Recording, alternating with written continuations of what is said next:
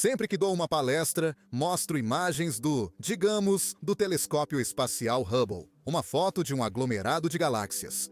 Quero dizer, a poesia disso, nós já falamos sobre a poesia da ciência, mas a inspiração espiritual ao ver a foto de um aglomerado de galáxias a 5 bilhões de anos-luz, onde cada ponto é uma galáxia. A luz dessas estrelas saiu delas antes do nosso Sol e da Terra se formarem, o que significa que agora muitas das estrelas nessa imagem já não existem mais.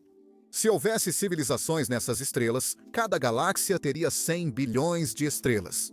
Qualquer civilização que existiu ao redor dessas estrelas pode não existir mais. Isso expande sua mente para o encantamento. E por isso, eu realmente sinto muito fortemente que, embora a ciência em si talvez não ofereça um consolo direto, ela pode e deve oferecer um consolo espiritual. Não só maravilhamento, mas também consolo. Ontem à noite falamos sobre isso. Contamos contos de fadas aos nossos filhos para confortá-los. Contamos isso para animar a vida deles. Falamos sobre Papai Noel e Coelhinho da Páscoa. Mas depois, achamos melhor que eles saibam como o mundo realmente funciona. E pode ser um pouco menos reconfortante, mas, na verdade, saber que eles estão no controle de suas vidas é algo que realmente os fortalece. E muitos de nós, se você é um bom pai, querem ensinar seus filhos a se tornarem pessoas fortalecidas. E ainda assim, mas a religião, e nas religiões, muitas vezes se fala sobre o rebanho. As crianças, ela efetivamente trata você como uma criança. Ela diz que é melhor você acreditar em uma fábula do que na realidade. Frequentemente, ao concluir uma palestra sobre cosmologia, destaco que uma lição da cosmologia moderna é mostrar que somos ainda mais insignificantes do que imaginávamos. E segundo, que o futuro é miserável. Mas isso deveria te fazer bem. Não mal, porque isso reforça exatamente o que você estava falando. Somos muito sortudos por estarmos vivos hoje, dotados de consciência, em uma estrela e galáxia aleatórias, onde por acaso evoluímos consciência e vivemos em um planeta relativamente calmo.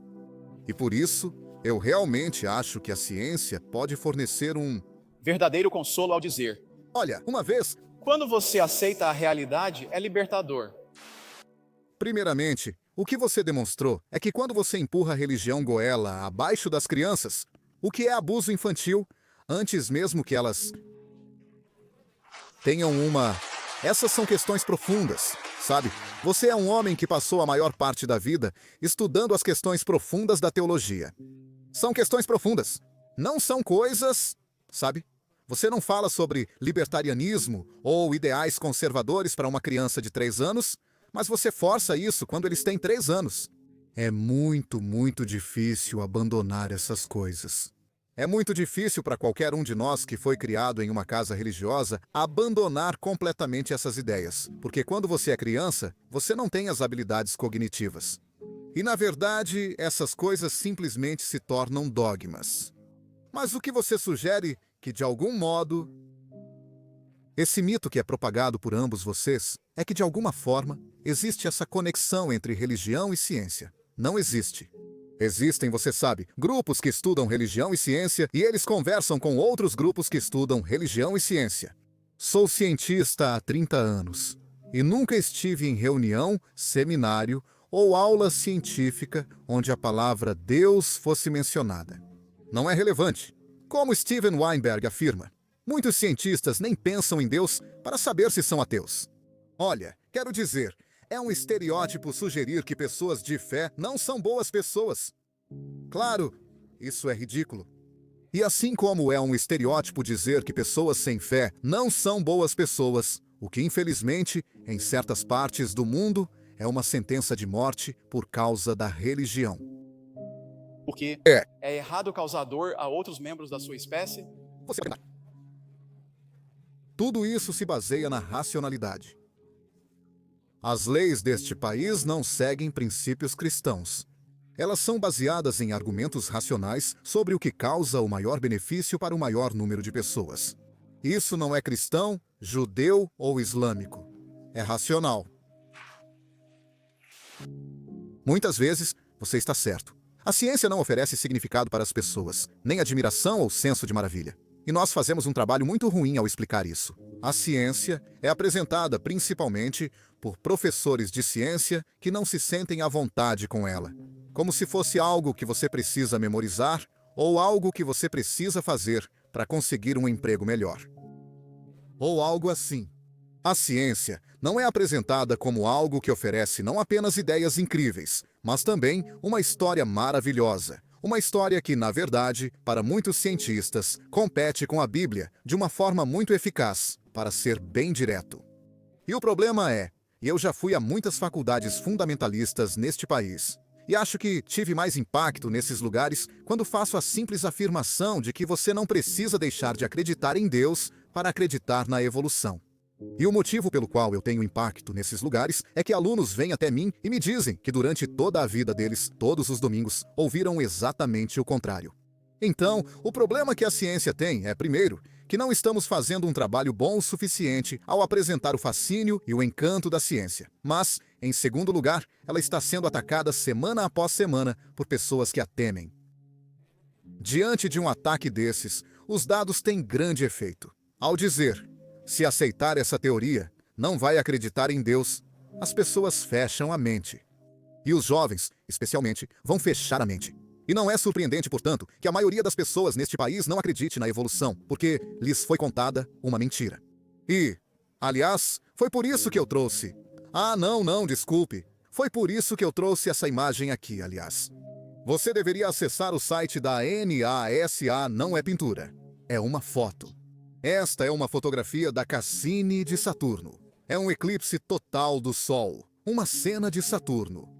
Mas o que é mais impressionante, e esse projetor não tem resolução suficiente para mostrar, se você olhar para essa foto, nessa imagem, bem ali, você verá um pequeno ponto, um pálido ponto azul, que é, claro, a Terra.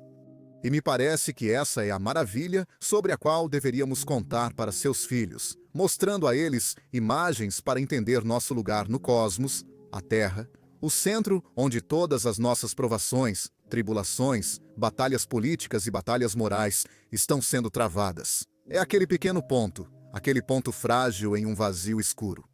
Quero dizer, esse é o tipo de história que deveríamos contar para inspirar nossos filhos. E eu concordo com você. Não estamos fazendo um trabalho bom o suficiente nisso. A ciência muda o que queremos dizer com as palavras. E ela muda esse significado porque aprendemos sobre o universo. Na verdade, nós realmente avançamos na ciência, ao contrário da teologia. E isso acontece porque podemos estar errados. E podemos aprender. E aprendemos com o universo. Se perguntarmos, talvez o mais ofensivo que disse logo no início foi que algo e nada não são quantidades teológicas ou filosóficas. São quantidades físicas. Muitos reconhecem isso, mas não aceitam que o nada também possa ser uma quantidade física, representando a ausência de algo. E então, o que é notável, e é surpreendente como houve reação, pois neste livro procurei celebrar, não atacar noções teológicas, mas valorizar nossa visão em constante mudança da realidade. As descobertas incríveis que foram feitas nos últimos 50 anos, algumas por pessoas daqui, pelo meu amigo Brian Schmidt, que ganhou o prêmio Nobel por sua descoberta, mudaram completamente nossa visão do universo e tornaram plausível a coisa mais notável e inesperada que você pode imaginar, que se pode começar com absolutamente nada.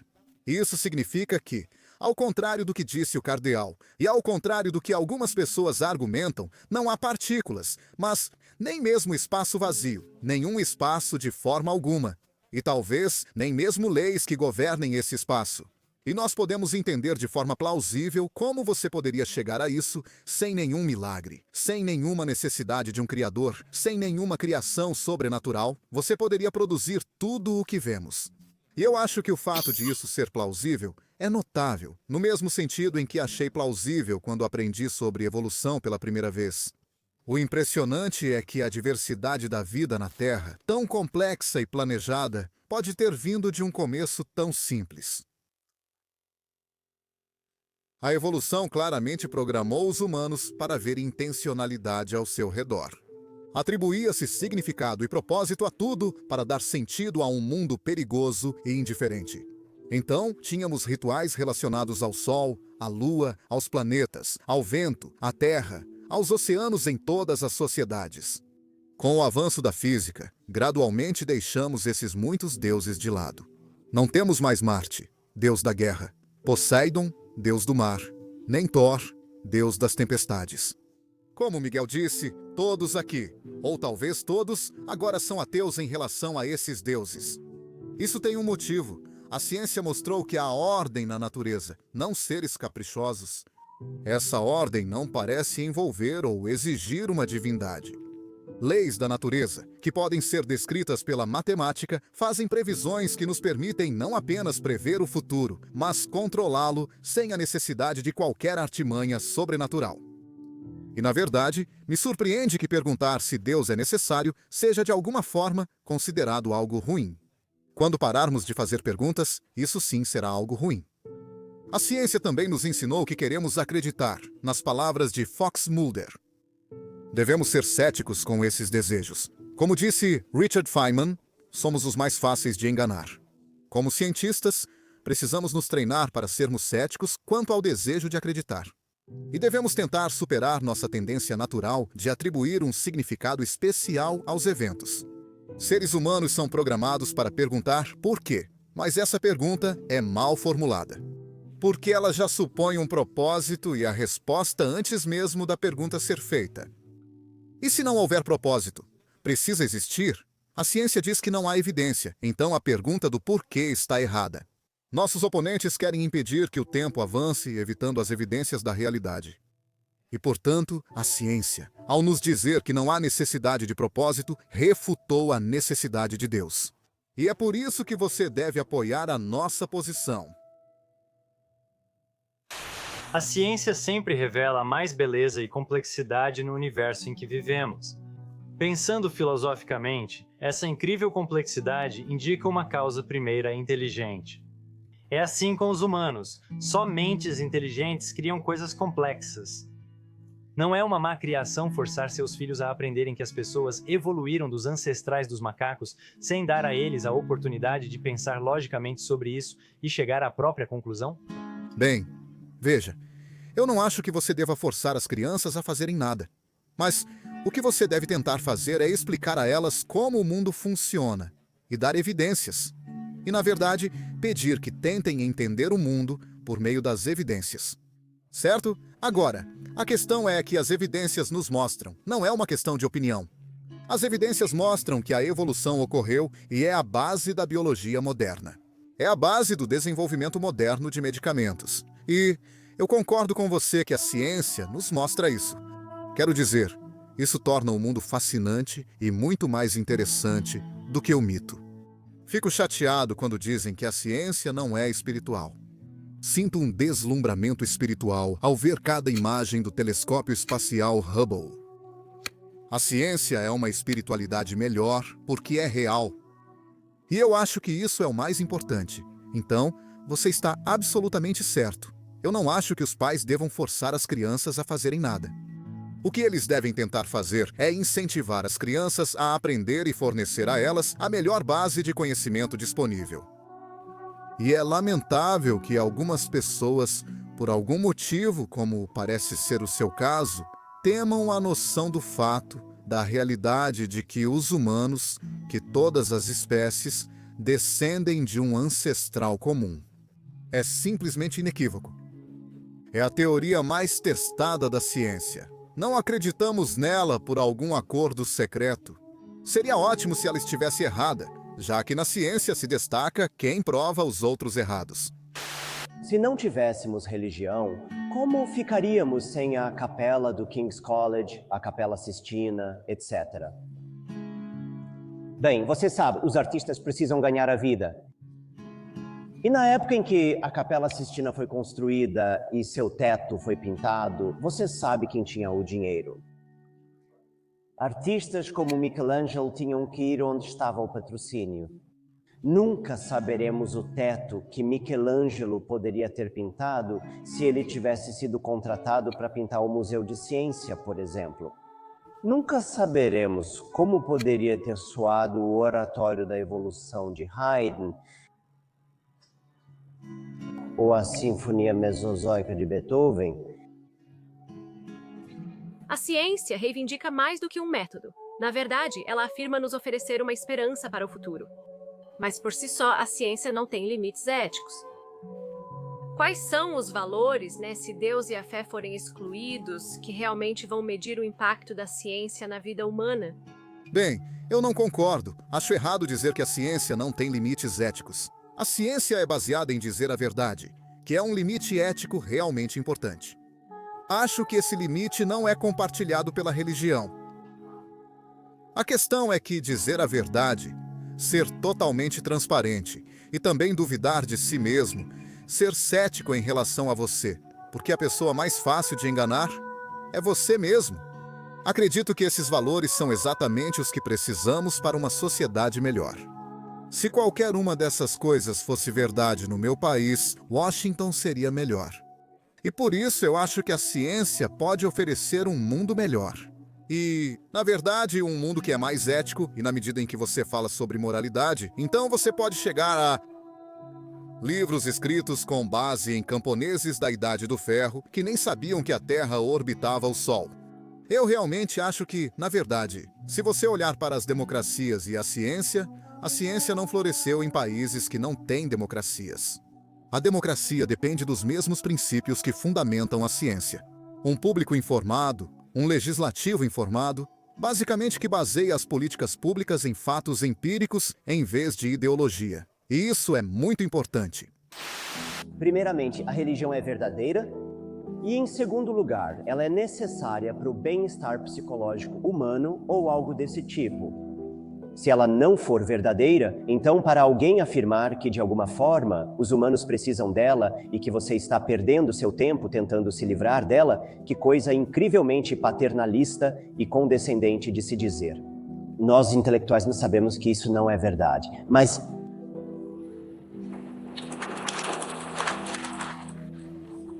todas aquelas pessoas pobres por aí, elas precisam de religião. Quero dizer, que coisa condescendente de se dizer sobre todas essas pessoas. Ou é verdade ou não é. Tenho respeito pelas pessoas para afirmar que se não for verdade, elas vão aceitar e não sentirão necessidade disso. Agora me fizeram uma pergunta específica. Está nos genes? Existe alguma razão darwiniana para a religiosidade? Talvez exista, mas isso não tem absolutamente nada a ver com o fato de ser verdade ou não. Me importa se isso é verdade. Eu não gosto quando as pessoas dizem, os humanos precisam disso, ou que está embutido em nossos genes, ou que a seleção natural darwiniana colocou isso em nós. Portanto, isso valida de certa forma, mas não valida. Isso só mostra que a seleção natural colocou isso em nós, assim como muitas outras coisas desagradáveis. Isso não significa que não podemos tentar nos curar. Uma citação de Kurt Wise, que é um geólogo americano. Ele estudou geologia em Harvard, nada menos, sob a orientação de Stephen Jay Gould, nada menos. Ele estava pronto para uma carreira como geólogo acadêmico, algo que sempre desejou profundamente. O problema é que vinha de dentro, era sua criação religiosa, seu muro de fé. E ele não conseguia conciliar os dois, sua formação científica com sua religião. E ele literalmente pegou uma tesoura e passou pela Bíblia, cortando cada versículo que teria que ser removido se ele aceitasse sua formação científica. E no final ele decidiu que não restava nada da sua Bíblia. Portanto, ele abandonou a ciência e disse, a partir de então, disse ele com grande tristeza, joguei no fogo todos os meus sonhos e esperanças na ciência. E ele continua, sou um criacionista da Terra Jovem, porque essa é a minha compreensão das Escrituras. Como disse aos meus professores na faculdade, mesmo que todas as evidências do universo fossem contra o criacionismo, eu admitiria, mas ainda assim seria criacionista, porque é o que a palavra de Deus indica. Aqui devo permanecer. Se a religião pode fazer isso com um geólogo de Harvard altamente educado, imagine o que pode fazer com uma criança ou estudante comum. Obrigado. Então, quando eu digo, como subtítulo do meu livro, que acredito que a religião envenena tudo, não estou apenas fazendo o que os editores gostam e inventando um subtítulo provocativo. Quero dizer que ela nos infecta em nossa integridade mais básica. Ela diz que não podemos ser morais sem o grande irmão, sem uma permissão totalitária. Significa que não podemos ser bons uns com os outros. Isso significa que não vivemos sem isso, devemos temer. Também devemos ser forçados a amar alguém de quem temos medo, a essência do sadomasoquismo. A essência da abjeção, a essência da relação mestre-escravo e que sabe que a morte está chegando e mal pode esperar para trazê-la. Eu digo que isso é maldade. E embora algumas noites eu fique em casa, eu gosto mais das noites em que saio para lutar contra essa maldade suprema e essa estupidez suprema. Obrigado. Meus filhos não deveriam aprender como era mesmo? Autocontrole, responsabilidade, cuidado com os outros, etc. Não acredito no resto. Não confie em profetas, no topo da montanha ou em revelações. Na verdade, nem deveria.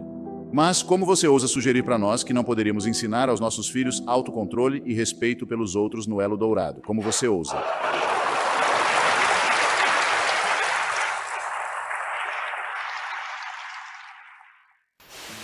Não existem valores morais objetivos no universo. Não existem. Criamos valores em nosso cérebro que são funções de um cérebro em funcionamento. Assim como a digestão é função do estômago, o valor é do cérebro computando, você admite funciona. Mas nós criamos valores com base no que precisamos para sobreviver, no que precisamos para melhorar nossas vidas, no que precisamos para evitar a dor em nossas vidas.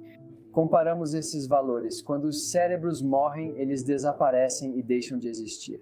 Eles não são coisas. Um valor é relativo a um organismo. A maioria dos ateus dirá, embora eu não fale por todos, que valores podem ser justificados objetivamente. Eles não são valores objetivos, pois valor depende de um cérebro ou mente. Ser objetivo é existir sem depender de uma mente. Então, como algo pode estar na mente e existir sem depender dela? Isso é um oxímoro, você não pode ter um valor objetivo.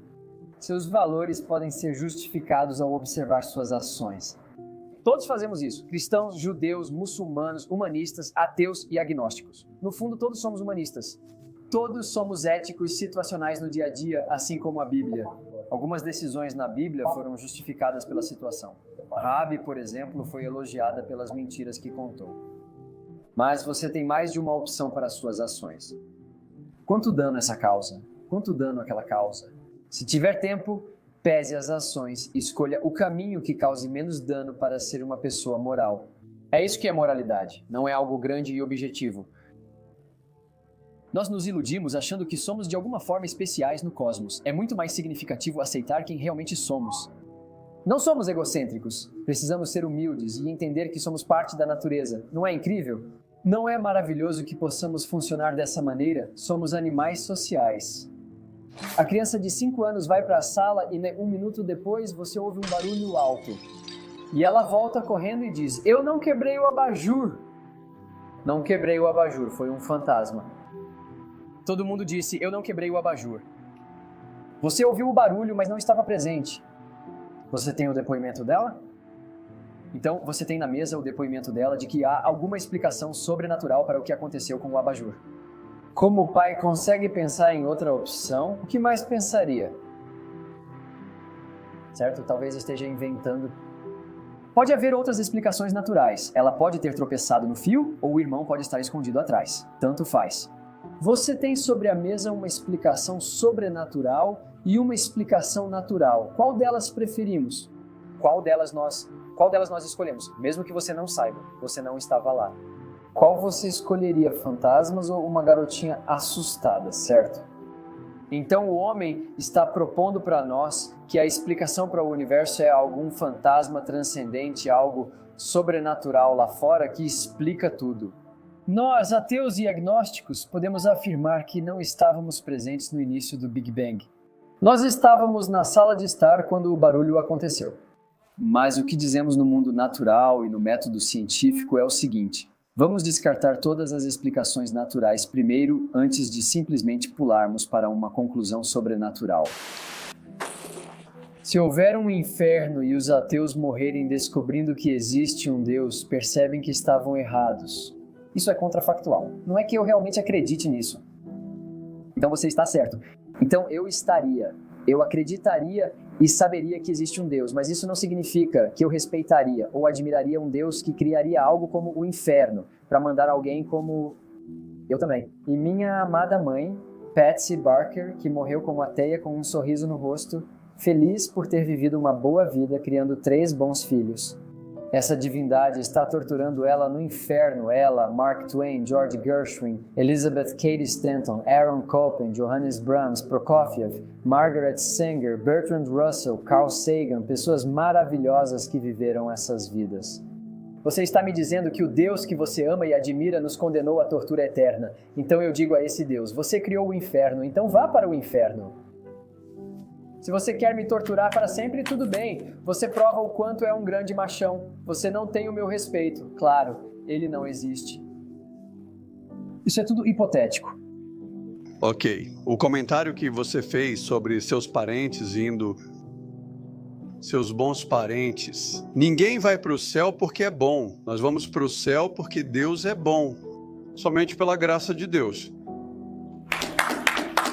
Aliás, quero destacar algo. Essa e a pergunta anterior partem de uma suposição falsa. Vocês presumem que as palavras da Bíblia são confiáveis, mas não são. Vocês construíram sua casa sobre a areia, essas palavras não são uma fonte de verdade. A Bíblia é anti-histórica e contraditória.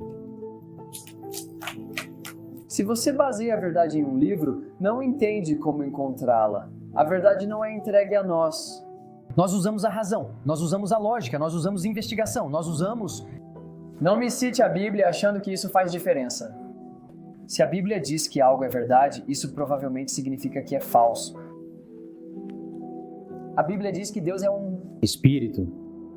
Você pode nos dizer o que é um espírito? O que é espírito? É uma mente suprema não física incorpórea.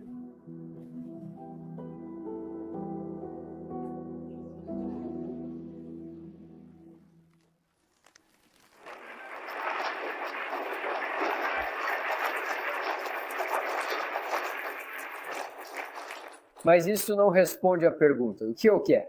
O que é? Você nos contou o que não é. Você disse que é incorpóreo, não físico. Mas, de forma positiva, o que é o espírito? Deus é um espírito e deve ser composto de algo. Podemos definir o que ele é. De forma positiva. O que é o espírito? Seria como perguntar, o que é a escuridão? Bem, é a ausência de luz. O que é o frio? Bem, é a ausência de calor. Então, para definir exatamente o que é Deus, na verdade, mais cedo você disse, bem, as pessoas que falam sobre design estão argumentando a favor de um Deus das lacunas. Estamos dizendo que não sabemos essa informação e por isso inserimos Deus. Isso está acontecendo aqui e é uma dúvida frequente entre ateus. Estamos colocando o ateísmo onde há desconhecimento humano. Não sabemos ao certo o que é um espírito. Nós sabemos defini-lo, mas não exatamente o que é. Por isso, a comunidade ateísta frequentemente insere o ateísmo. Se não sabemos o que é espírito, então o ateísmo deve ser verdadeiro. Mas você não definiu isso. Ah, com certeza. Não, você não definiu isso nem explicou o que é. Se for só ausência de algo, então não existe como o frio ser ausência de calor. O frio não é nada, escuridão é ausência de luz e também não é nada. Se Deus é espírito e espírito é ausência de algo, então Deus não é nada. Nunca ouvi ninguém definir o que é espírito. Parecia um ciclo vicioso. Você está presumindo o que tenta provar, a existência de um reino transcendente apoiando-se apenas em si mesmo e usando uma palavra sem definição. Por que não diz simplesmente que Deus apenas... Sem definir, certo? O que é espírito? Vamos seguir. Isso foi uma pergunta? Sim, mas você não respondeu. Você não conseguiu definir ou explicar o que é espírito 2 vezes. Se não consegue definir, como discutir sua existência? O fato de a vida ser curta e de que ela vai acabar a torna mais valiosa. Nós damos mais valor às coisas que são raras, não é? Metais preciosos, coisas preciosas. Se algo é realmente raro, você pode conseguir um preço alto por isso. Eu estava procurando uma moeda de 1 centavo de cobre de 1943. Achei que tinha uma. Eu conseguiria tipo $100.000 por ela porque é tão rara. Quando as coisas são abundantes, o valor delas diminui. Então, se a vida é eterna e a vida é barata, Se dura para sempre e nunca termina, não tem valor real que possamos chamar de precioso. O fato de que nós enfrentamos, como você disse, enfrentamos a realidade da frieza e da indiferença do universo em que vivemos, enfrentamos isso com coragem e honestidade e dizemos, eu vou morrer algum dia. Isso vai ser o fim. Isso, na verdade, dá mais valor à sua vida agora, enquanto você a vive. Você não está sacrificando nada por recompensa futura, está vivendo agora. Depois de mortos, ninguém sabe o que acontece. E claro, a morte é a cessação de um organismo biológico físico. Acredito que muitos ateus valorizam mais a vida do que pessoas como Trinton, que pensa que tudo será resolvido em uma vida após a morte. Nós não. Temos que acertar agora, temos que fazer as coisas agora, enquanto estamos vivos, e talvez ter algum consolo no fato de que nossos descendentes ou as futuras gerações vão se beneficiar de parte do bem que fazemos agora. No final das contas, tudo isso vai desaparecer. No final, é algo cosmicamente sem sentido. Mas isso não significa que não seja imediatamente, imensamente significativo para nós agora, enquanto vivemos nossas vidas. Por um lado, não importa realmente qual religião alguém segue em particular, desde que todos sigamos o princípio da liberdade. Ou seja, a liberdade de pensar, acreditar e agir como quisermos, desde que nossas crenças e ações não infringam a liberdade dos outros de acreditarem no que quiserem. Então, enquanto a religião não interferir de nenhuma forma na minha vida privada ou pública, ela é apenas uma questão particular. Não há problema algum. O problema é que a lógica da religião leva à crença em princípios morais absolutos que são verdadeiros, o que significa que todos os outros que discordam de você estão errados e, portanto, devem ser trazidos para a linha. Ou seja, todo joelho deve se curvar à verdade. Enquanto eles não acreditarem nisso, não temos problema. Mas, como você sabe, isso é um problema. A tendência de acreditar que existem forças sobrenaturais agindo no mundo é irracional. E se você acredita nisso, no que mais você acredita? Então, essa é a minha preocupação.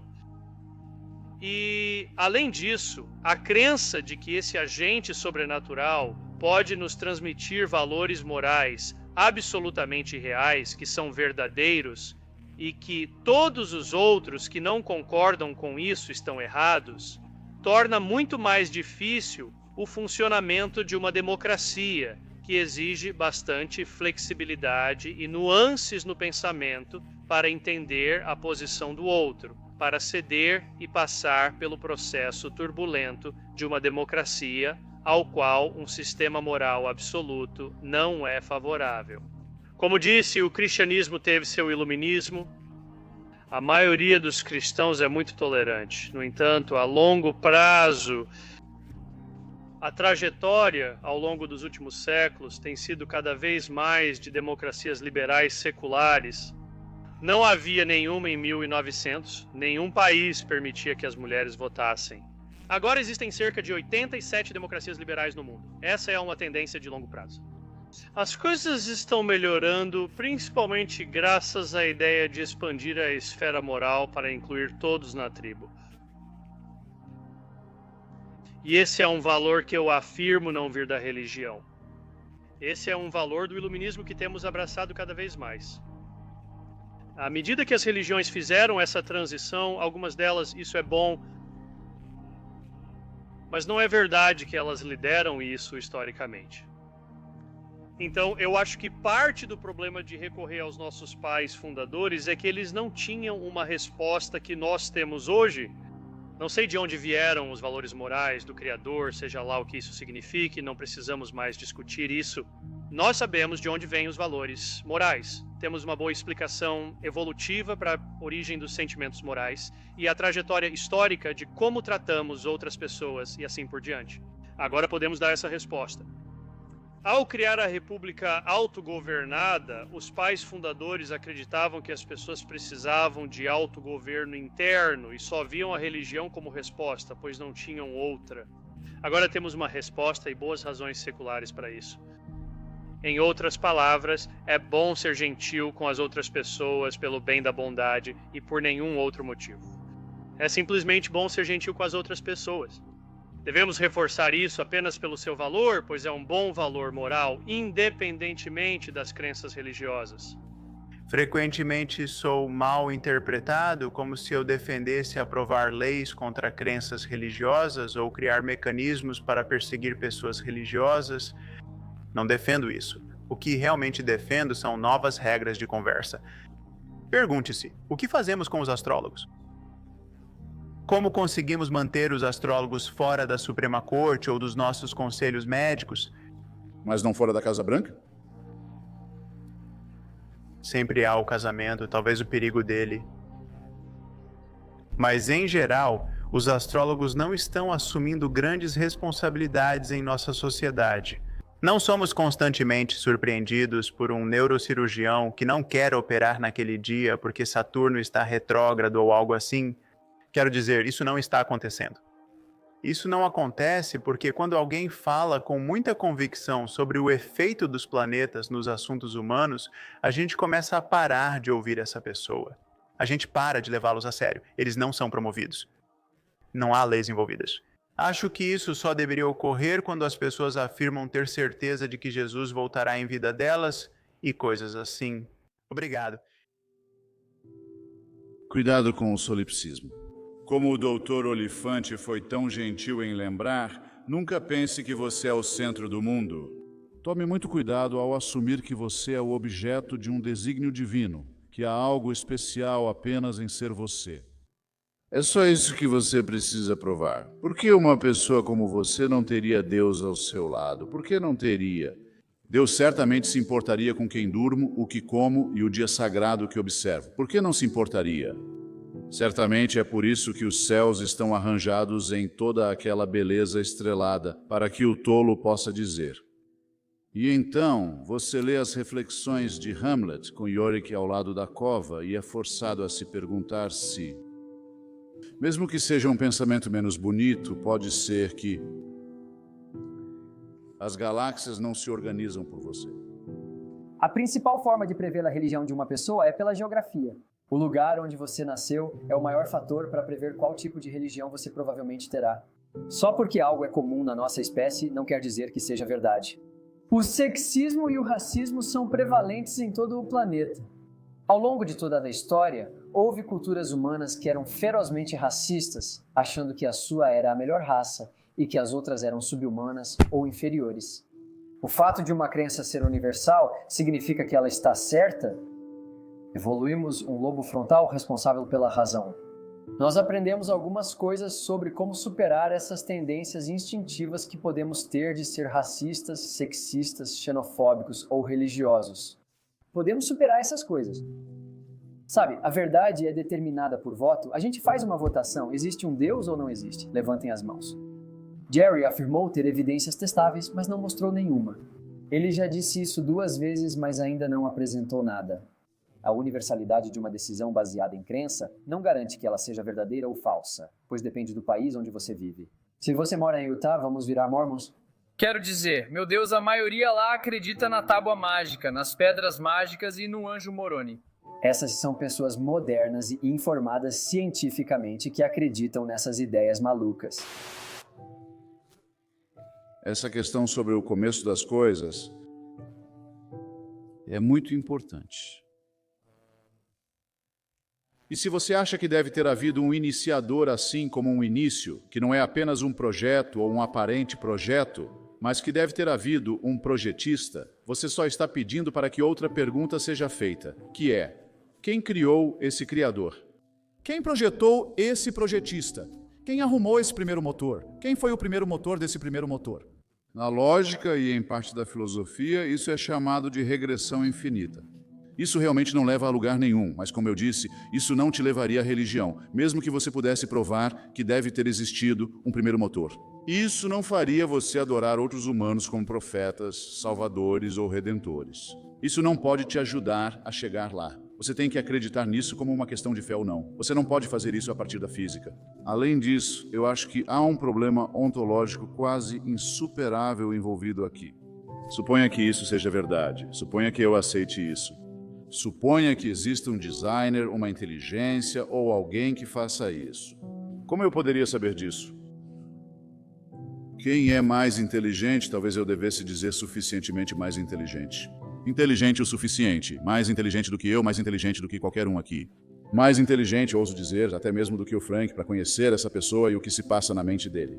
Afirmo que não é possível para outro ser humano dizer que sabe que isso é verdade, assim como não é possível para mim dizer o que eu não tento fazer, porque não sou irracional desse jeito, que eu sei que isso não é verdade. Mas você não vê que há toda a diferença do mundo entre eu dizer que não posso saber e o Frank dizer, bem, eu não posso provar, porque ele quer que você acredite que é necessário para que então você se torne cristão.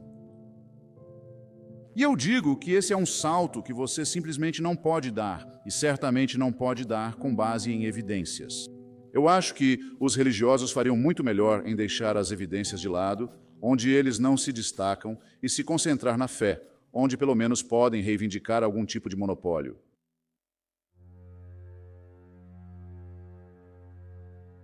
Você está no campo e vê uma formiga subindo em uma folha de grama. Ela sobe e sobe. Se ela cai, volta para a folha e sobe de novo. Sobe de novo. Ela cai e sobe e sobe e sobe até chegar bem no topo da folha de grama. E você pode se perguntar, por que a formiga está fazendo isso? Que vantagem a formiga tem com isso? Ela procura comida, um parceiro, está perdida ou tentando voltar para casa? Respostas erradas. Na verdade, nenhum benefício é obtido pela formiga. Então isso é só um acaso? Sim, é apenas um acaso. É um verme cerebral, um verme lanceta, Dicrocilium dendriticum, um pequeno verme parasita que precisa entrar na barriga de uma vaca ou de uma ovelha para continuar seu ciclo reprodutivo. O que ele faz? Ele toma o controle de uma formiga que passa, entra no cérebro da formiga e a dirige como um veículo off-road até o topo de uma folha de grama, para uma posição onde é mais provável que seja comida por uma vaca ou uma ovelha.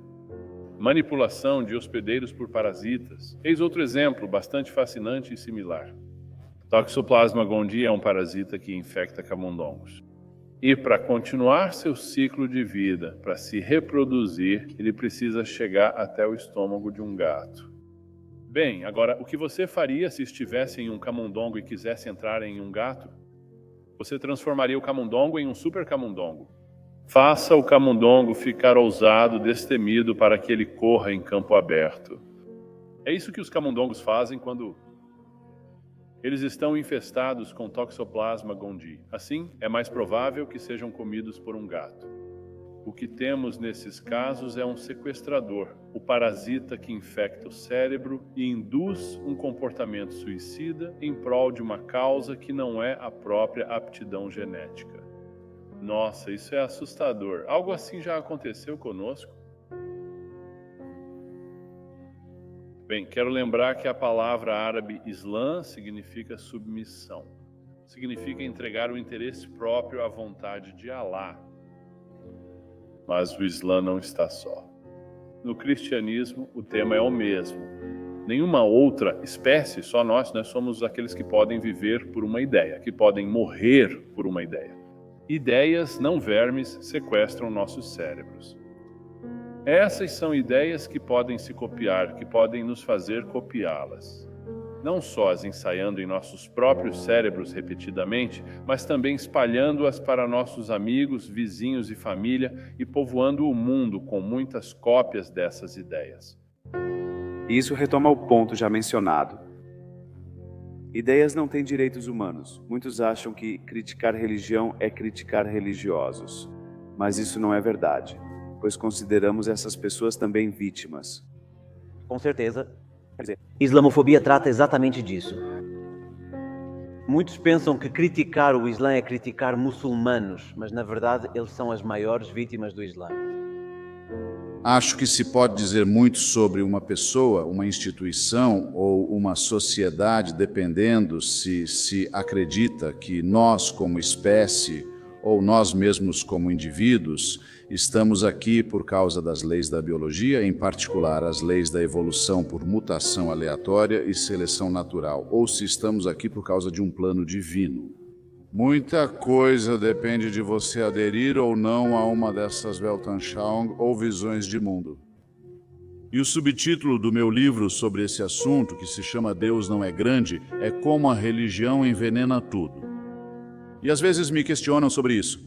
As pessoas acham que eu devo ter dito isso ou colocado dessa forma só para criar um subtítulo impactante, como uma espécie de tática de vendas ou algo assim. Eles dizem, bem, você quer dizer realmente tudo? Comida italiana, sexo tântrico, xadrez, o que for. E eu digo, na verdade, sim, eu quero dizer tudo porque eu acho que o culto à fé e o instinto de adorar e de nos prostrarmos, de praticar religião ou tê-la praticada sobre nós, em outras palavras, é venenoso para tudo porque ataca a nossa integridade mais profunda, íntima e essencial. Diz para nós, na prática, que não temos livre-arbítrio, que não temos o direito de decidir por nós mesmos o que é certo. Não conseguimos identificar uma ação correta. As pessoas me dizem isso sem notar o quão insultante é.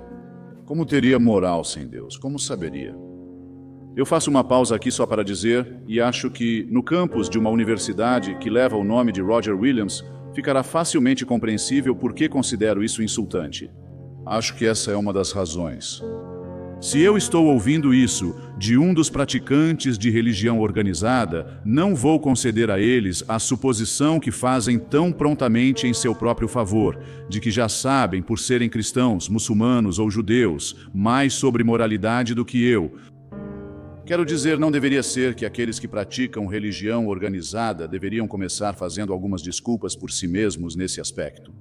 Como eles ousam dizer que estou no território deles quando estamos falando sobre ética e moralidade? Não sou eu quem determina coisas como a mutilação dos genitais de crianças, por exemplo, que em todos os casos é um mandamento religioso. Não sou eu quem pede para que suicídio e assassinatos sejam fundidos em uma só ação em nome de Deus.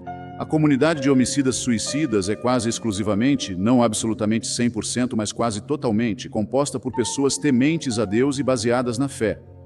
Como ousam presumir que não podemos falar sobre essas coisas sem uma licença de algum tipo de igreja? Recentemente, nos Estados Unidos, eu acabei de afirmar que ensinar criacionismo é abuso infantil. E eu realmente penso assim. Ou seja, se você retém conhecimento ou faz qualquer coisa com as crianças que as coloque em desvantagem competitiva quando adultas, isso é abuso infantil. São formas leves de abuso infantil, mas é como negar remédio, negar conhecimento que mais tarde fará com que as crianças se tornem menos competitivas, porque a evolução é a base da biologia moderna. Ensinar mentiras, mesmo com boas intenções, é abuso infantil. Quero dizer, as pessoas, não é que elas estejam fazendo isso por maldade, mas estão prejudicando seus filhos, especialmente, é claro, ao dizer para as crianças que elas vão para o inferno. Isso é definitivamente abuso infantil, é inapropriado. E os professores não só não deveriam fazer isso, mas, na verdade, se estiverem fazendo, deveriam ser afastados, na minha opinião, porque o propósito da educação, como eu costumo dizer, não é validar a ignorância, mas superá-la. Pergunte a si mesmo com bom senso. Se você fosse um ser divino e tivesse uma colônia de formigas em casa, se ofenderia se elas não prestassem homenagem a você 5 vezes ao dia? E se elas não fizessem isso, não olhassem para você ou não reconhecessem sua existência, você as destruiria? Parece tão mesquinho. Então, por que deveríamos acreditar em um ser odioso, sem misericórdia, mesquinho, sadomasoquista e homofóbico? Um Deus sexista. É simplesmente irracional. Não faz sentido. Não há nada. E a questão é... E eu não quero destacar o Islã aqui. E eu sei que estou ofendendo algumas pessoas, mas o mesmo vale para o Deus de Moisés. Se você realmente visse as Escrituras como literalmente verdadeiras, a moral desse livro seria repreensível.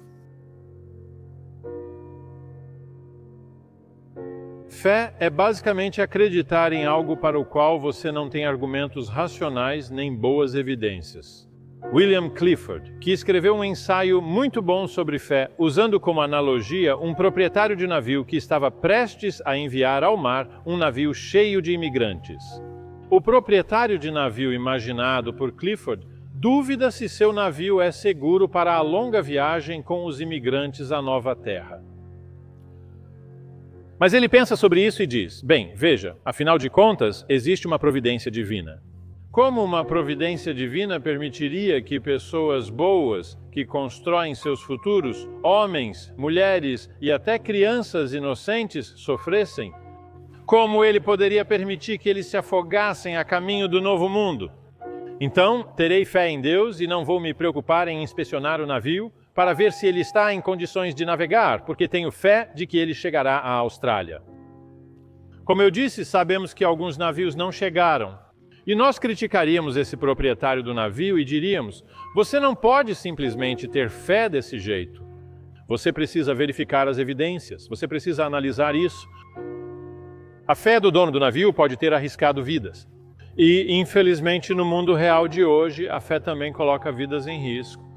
Na verdade, a recusa da Igreja Católica Romana em tolerar o uso de preservativos, mesmo em regiões da África subsaariana, onde o risco de contrair vírus da imunodeficiência humana, síndrome da imunodeficiência adquirida, é extremamente alto, sem dúvida não apenas colocou vidas em risco, mas custou talvez milhões de vidas humanas inocentes. Pagamos um preço alto pela fé religiosa de alguns líderes religiosos. A religião não nos é dada por revelação. Ela não vem dos céus, não vem do além, não vem do divino, é feita pelo homem. Isso fica evidente. Fica muito claro que a religião é criada, inventada, imposta por uma espécie a meio cromossomo de distância do chimpanzé. Fica evidente, não é? Ciência e espiritualidade são complementares, não conflitantes. Aditivo não prejudicial. Qualquer coisa que gere um senso de admiração pode ser uma fonte de espiritualidade. A ciência faz isso muito bem. Fico profundamente comovido, por exemplo, quando observo através do meu telescópio de 8 polegadas no meu quintal a pequena mancha difusa de luz que é a galáxia de Andrômeda. Não é só porque é lindo, embora seja, mas porque eu entendo que os fótons de luz que chegam à minha retina saíram de Andrômeda há 2,9 milhões de anos, quando nossos ancestrais eram pequenos hominídeos de cérebro pequeno vagando pelas planícies da África. Então, o que a ciência nos diz é que somos apenas uma entre centenas de milhões de espécies que evoluíram ao longo de 3 bilhões e meio de anos em um pequeno planeta entre muitos, orbitando uma estrela comum, que por sua vez é apenas uma entre bilhões de outros sistemas solares em uma galáxia comum que contém centenas de bilhões de estrelas, localizada em um aglomerado de galáxias não tão diferente dos milhões de outros aglomerados de galáxias que giram afastando-se uns dos outros em uma bolha cósmica acelerada e em expansão, que muito provavelmente é apenas uma entre um número quase infinito de universos bolha. Aqui reside o lado espiritual da ciência, a cientualidade, se me permite um neologismo estranho, mas que ecoa a sensualidade da descoberta. Se religião e espiritualidade devem gerar admiração e humildade diante do Criador, o que poderia ser mais impressionante e humilde do que o espaço profundo descoberto por Hubble e os cosmólogos e o tempo profundo descoberto por Darwin e os evolucionistas? Darwin importa porque a evolução importa, e a evolução importa porque a ciência importa, e a ciência importa porque é a história mais importante da nossa era, uma saga épica sobre quem somos, de onde viemos e para onde estamos indo.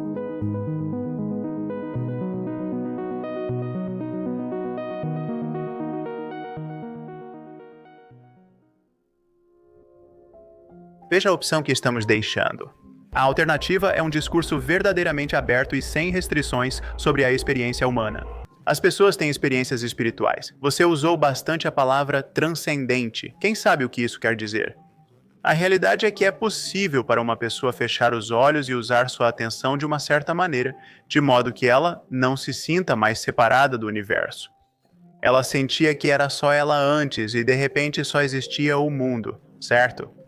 Essa é uma experiência que pode ser repetida, que todos nós podemos ter, que muitos de nós, tenho certeza, já tivemos. A maioria das pessoas teve essas experiências principalmente em contextos religiosos e as interpretou conforme sua tradição religiosa. O problema desse processo é que ele não está de acordo com o espírito científico que incentiva a honestidade rigorosa. Ele incentiva dogmatismo e especulação metafísica. Sim, há diamantes no esterco da religião. Quero dizer, você sabe, Rumi e Mestre Eckhart estão atestando um tipo de experiência que eu acho que todos nós deveríamos estar desesperados para ter. Precisamos discutir isso com honestidade. A primeira coisa que se nota é que se um cristão e um budista têm experiências gloriosas de autotranscendência, não se pode concluir que a melhor explicação para isso é que Jesus é o Filho de Deus enviado à Terra para redimir nossos pecados. Quero dizer, não pode. Isso não autentica o que o cristão acha que está autenticando. Isso não autentica o que o budista acha que está autenticando. Nós não temos mais o direito ao nosso provincianismo religioso. Temos que falar diretamente. Mesmo ao compor seu Requiem, Verdi não acreditava em Deus, mas isso não o impediu de criar aquela música linda. Não é verdade que o secularismo não possa produzir uma catedral ou uma ópera. É verdade, no entanto, que uma civilização secular terá que preservar o que há de valioso na beleza e simetria da arte religiosa e da arquitetura devocional, ao mesmo tempo em que rejeita o sobrenatural e o supersticioso. Veja, o sobrenatural e o supersticioso não são a mesma coisa que o luminoso e o transcendente. Não venho diante de vocês, ateu e materialista que sou, como alguém que simplesmente diz que Douglas Wilson e eu somos duas garrafas concorrentes de Dr. Pepper. Também não venho diante de vocês como alguém que diz que fui criado do pó, ou como o Alcorão diria, de um coágulo de sangue, que sou um servo abjeto, que sou um pedaço de nada moldado do lixo por um Deus caprichoso e tirânico. Essa visão é ainda pior. Prefiro ser Dr. Pepper, devo dizer. Eu também. Agora vamos comparar o luminoso e o transcendente com o supersticioso e o sobrenatural. Francis Collins, cristão, grande médico, grande cientista, grande humanitário. Ele faz uma longa caminhada nas montanhas e durante essa caminhada chega a um ponto onde há uma cachoeira tríplice. Uma cachoeira 3 em 1 caindo e ainda assim parada em sua queda porque está congelada. É uma trindade de água congelada. Ele diz em seu próprio relato, ele diz, naquele momento, ao ver aquilo, caí de joelhos e aceitei Jesus Cristo como meu salvador pessoal. Alguns de vocês podem ter tido experiências semelhantes. Eu não sei. Eu sou imune a esse tipo de coisa, mas não sou indiferente a isso. É, claro, muito bonito ver uma cachoeira congelada com 3 dedos. E se fossem 4 dedos e não uma trindade? Ele não teria aceitado Jesus Cristo como seu salvador pessoal? Vamos ser sérios. Isso não é verdade. É superstição. É a forma como a mente procura por padrões e vai encontrá-los se estiver procurando por eles. E procura por símbolos, milagres e revelações onde eles realmente não existem e fica terrivelmente satisfeita com pequenos pedaços de pseudo-magia. Mas se vocês querem se sentir maravilhados, senhoras e senhores, e deixe-me apenas contar que nós, que não acreditamos que fomos criados divinamente, muito menos supervisionados divinamente, não somos imunes à ideia de admiração e beleza e o transcendente. Convido vocês a olhar por um momento as imagens do telescópio Hubble. Alguns já podem ter feito isso. Se ainda não fizeram isso, façam em breve. As revelações extraordinárias de novas galáxias girando, de uma beleza em cores, profundidade e majestade como nada que, acredito, o olho humano já tenha visto. Desvie disso, se quiser, e olhe para uma sarça ardente em um lugar desértico e analfabeto do Oriente Médio e diga que dali vem a revelação. Não acho que você consiga. Ou leia uma página de Stephen Hawking sobre a absoluta magnificência, consistência e beleza subjacente. Como Einstein diz, o grande milagre da física é que não existem milagres. Tudo continua se mantendo unido o tempo todo. Não há interrupções em sua ordem. Não há suspensões disso só para agradar Josué ou para agradar alguma seita, tribo ou grupo. Não, é muito mais impressionante do que isso. Hawking tem um colega que olhou para o horizonte de eventos do buraco negro. Se você pudesse viajar até um buraco negro, o horizonte de eventos, em teoria, é onde ele puxa tudo para dentro. Até a luz é atraída pelo buraco negro, que a puxa de volta para dentro de si. É realmente impressionante. Muito mais impressionante do que uma multidão de porcos possuídos por demônios correndo colina abaixo em direção ao mar, que é um tipo de feitiçaria e mágica barata desse tipo. Isso não deveria impressionar quem pensa. Pense em um buraco negro. Puxando a luz para dentro de si, o horizonte de eventos, apenas reorganizando a natureza. Se você alcançasse a borda desse horizonte de eventos e entrasse, poderia, em teoria, ver passado e futuro se estendendo à sua frente. Você veria o tempo. Exceto que você não teria tempo para fazer isso, é claro, se fosse apenas um primata, como nós somos. Mas Hawking tem um colega que diz que se soubesse que estava morrendo de uma doença terminal, era assim que gostaria de partir. Está além do limite do horizonte de eventos. Isso seria majestoso, isso seria magnífico, isso seria inspirador, isso seria um farol na neblina. Então, está no mundo natural, está no mundo da ciência, no mundo da inovação, da descoberta e da dúvida. Nada disso teria sido descoberto se aceitássemos a história religiosa como verdade desde o começo. Teríamos dito que já sabemos o suficiente, sabemos, Deus fez isso, Deus quer que seja assim. Qual a necessidade de questionar? Já temos todas as informações necessárias. A grande diferença entre este lado da casa, o meu e o outro, é esta. Tenho absoluta certeza de que não sei, mas que pode ser possível descobrir e que a dúvida, o ceticismo, a inovação e a investigação são os únicos meios pelos quais o encanto, a beleza, o deslumbramento e a simetria serão descobertos.